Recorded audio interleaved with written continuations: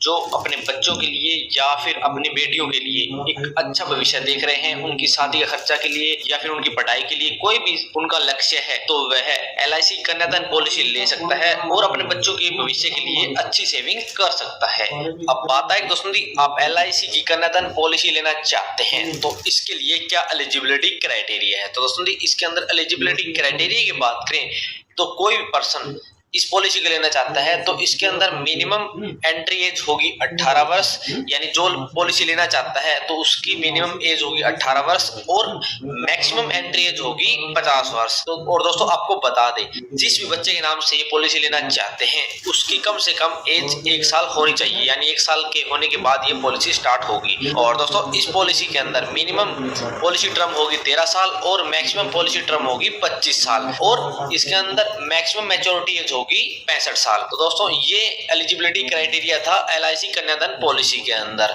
लेकिन दोस्तों आपको बता दें, इस पॉलिसी के अंदर सबसे खास बात यह है कि इस पॉलिसी के अंदर जितने भी आप पॉलिसी टर्म सेलेक्ट करते हैं उससे 3 साल कम प्रीमियम देना पड़ता है, यानी 25 साल की पॉलिसी टर्म सेलेक्ट करते हैं तो आपको 22 साल ही प्रीमियम देना पड़ेगा। और इसके अंदर मिनिमम सम अश्योर्ड की बात करें तो इसके अंदर मिनिमम सम अश्योर्ड है 1 लाख रुपए और मैक्सिमम सम अश्योर्ड की कोई भी लिमिट नहीं है, यानी आप कितने भी रुपए इसके अंदर इन्वेस्ट कर सकते हैं।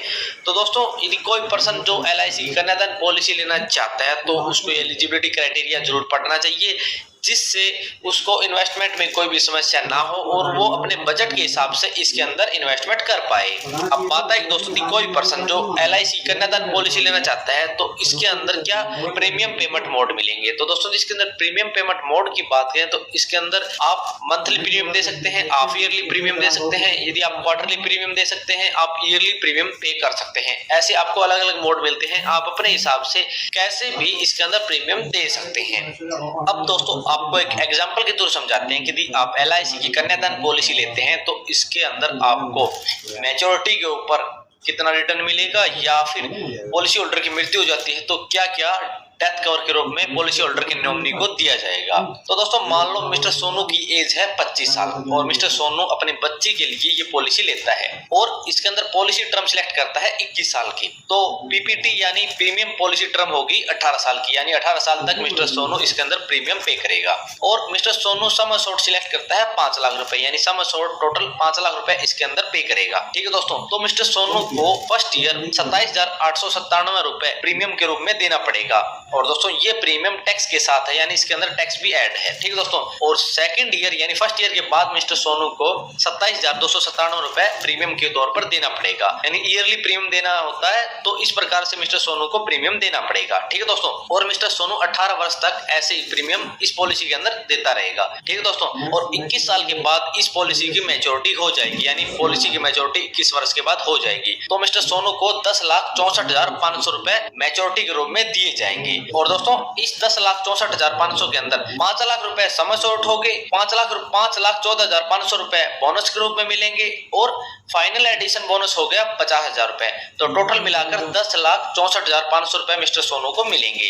ये दोस्तों एक नॉर्मल केस के अंदर होता है जब पॉलिसी के दौरान कोई भी अनहोनी नहीं होती और सही रूप से पॉलिसी चलती है। तो अब दोस्तों आपको बताते हैं यदि पॉलिसी होल्डर की मृत्यु हो जाती है तो पॉलिसी होल्डर के नॉमिनी को क्या डेथ कवर के रूप में मिलेंगे। तो दोस्तों मान लो पॉलिसी के 2 साल के बाद ही पॉलिसी होल्डर की मृत्यु हो जाती है तो पॉलिसी होल्डर के नॉमिनी को कोई भी परिवार का सदस्य हो सकता है या फिर वो बच्ची हो सकती है, उसको इमीडिएटली 5 लाख रुपए नॉर्मल डेथ कवर के रूप में दिए जाएंगे। और यदि मृत्यु किसी एक्सीडेंट के कारण हुई है तो एक्स्ट्रा 5 लाख रुपए पॉलिसी होल्डर के नॉमिनी को दिए जाएंगे, यानी 10 लाख रुपए इमीडिएटली डेथ कवर के रूप में पॉलिसी होल्डर के नॉमिनी को दिए जाएंगे। इसके बाद दोस्तों 19 साल तक उस बच्ची को 50,000 रुपए पर ईयर के हिसाब से रख रखाव के लिए दिए जाएंगे, यानी उसको कोई भी आर्थिक समस्या ना हो, इसलिए जितना भी सम अश्योर्ड दिया जाएगा उसका 10% उस बच्ची को दिया जाएगा पर ईयर के हिसाब से, यानी 5 लाख रुपए सम अश्योर्ड सिलेक्ट किया था तो 50,000 रुपए पर ईयर 19 साल तक उस बच्ची को दिए जाएंगे। और फिर 21 साल बाद जब इस पॉलिसी की मैच्योरिटी हो जाएगी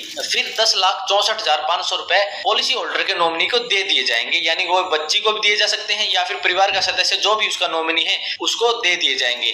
और उस 10,64,000 के अंदर वही सम अश्योर्ड 5 लाख होंगे, बोनस 5,14,500 रुपए होगा और 50,000 रुपए फाइनल एडिशन बोनस होगा। टोटल मिलाकर 10,64,500 रुपए हो जाएंगे। ऐसे दोस्तों इस पॉलिसी के अंदर डेथ बेनिफिट्स दिए जाएंगे, यानी 10 लाख रुपए एक्स्ट्रा डेथ बेनिफिट्स के रूप में इस पॉलिसी के अंदर दिए जाते हैं। लेकिन दोस्तों आपको बता दें, इस पॉलिसी के अंदर बहुत सारे राइडर दिए जाते हैं, वो आपको सिलेक्ट करने पड़ते हैं और उन्हीं हिसाब से आपको प्रीमियम पे करना पड़ता है। इस पॉलिसी के अंदर कोई भी राइडर सिलेक्ट नहीं करते, यानी एक्सीडेंटल राइडर जो इसके अंदर दिए जाते हैं वो सिलेक्ट नहीं करते, तो आपको एक्स्ट्रा 5 लाख रुपए नहीं दिए जाएंगे। इसलिए यदि आप ये पॉलिसी ले रहे हैं तो पहले इसके सभी राइडर देख ले कौन कौन से राइडर इस पॉलिसी के दौरान दिए जाते हैं, वही सिलेक्ट करें जो आपके लिए बेनिफिशियल हो और आपको भविष्य के अंदर भी काम आए, जिससे आपको कोई भी समस्या ना हो और आपके बच्चे को कोई समस्या ना हो, उसका अच्छे से पालन पोषण हो और उसको भविष्य के अंदर किसी भी प्रकार की आर्थिक समस्या ना आए। तो दोस्तों ये एग्जांपल था, यदि आप LIC कन्यादान पॉलिसी लेते हैं तो आपको एक एग्जांपल जरूर देखना चाहिए, जिससे आपको कोई समस्या ना हो और आप आसानी से पॉलिसी ले सकें। अब बात करते हैं दोस्तों जी, आप LIC की कन्यादान पॉलिसी लेते हैं तो इसके अंदर आपको और कौन कौन से बेनिफिट्स मिलते हैं। तो दोस्तों इस पॉलिसी के अंदर बहुत सारे बेनिफिट्स मिलते हैं। आप इस पॉलिसी के अंदर 3 साल के बाद लोन ले सकते हैं, आप 3 साल के बाद ये पॉलिसी सरेंडर कर सकते हैं और इसके अंदर इनकम टैक्स के अंदर भी बेनिफिट्स मिलते हैं कि आप जितना भी प्रीमियम पे करते हैं उसके ऊपर अंडर सेक्शन 80C के तहत छूट मिलती है और मैच्योरिटी के ऊपर सेक्शन 10D के तहत छूट मिलती है। यानी इस पॉलिसी के अंदर आपको इनकम टैक्स के अंदर भी छूट मिलती है, आपको लोन भी मिलता है, आपको सरेंडर की फैसिलिटी भी मिलती है और अच्छे आपको डेथ कवर मिलते हैं। एक्सीडेंटल डेथ होगी, नेचुरल डेथ होगी या फिर किसी भी बीमारी का डेथ होगी, सभी के लिए अलग अलग राइडर है। आप सिलेक्ट करें वो राइडर जो आपके लिए बेनिफिशियल हो और जिससे आपको अच्छा बोनस मिले।